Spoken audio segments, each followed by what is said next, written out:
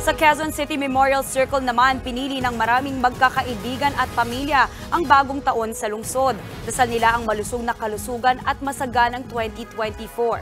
Nasa frontline ng balitang yan, si Dave Abuel. Daang-daang katao ang sama-samang sinalubong ang 2024 sa Quezon City Memorial Circle kagabi. Kasabay ng makulay na pailaw sa stage ang hiyawan ng mga dumalo habang pinapanood ang performances ng iba't ibang banda. Kabilang na dyan ang Dadon at Mayonnaise. Ang pamilya ni Maribel gusto naman daw maiba ang pagsalubong sa New Year, kaya nang malamang may pa-countdown sa lungsod, dali-dali silang nagtungo sa QC Circle kasama ang mga anak. Last year, pangarap ko makapanood dito. Nakita ko po kasi na ang saya-saya nila. Gusto ko ma-experience yung ganito. So, naisip ko namin ng mga anak ko na dito kami mag-celebrate. Sobrang saya po. Ang barkadahan naman nila Lara May, enjoy na enjoy sa mga kanta ng mga banda. Isa daw ito sa mga New Year celebration na hindi nila malilimutan. Super enjoy kasi kasama ko sila at the same time, super ganda dito.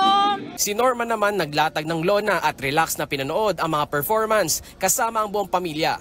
Wala daw papantay sa sayang hatid ng pagsalubong sa bagong taon kasama ang buong pamilya. First time po namin na mag-celebrate dito.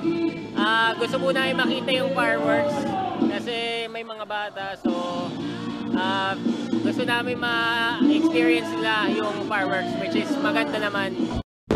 Kahit may pag-ulan, hindi nito napigil ang mga residente ng Quezon City na salubungin ang 2024 ng masaya at may pag-asa dito sa Quezon City Memorial Circle.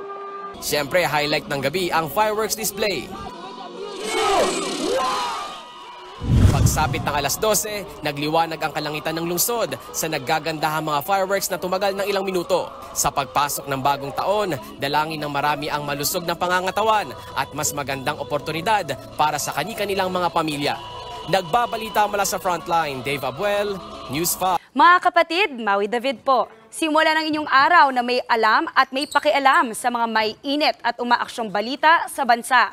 Para maging una sa balitaan, mag-subscribe at mag-follow sa social media pages ng News 5.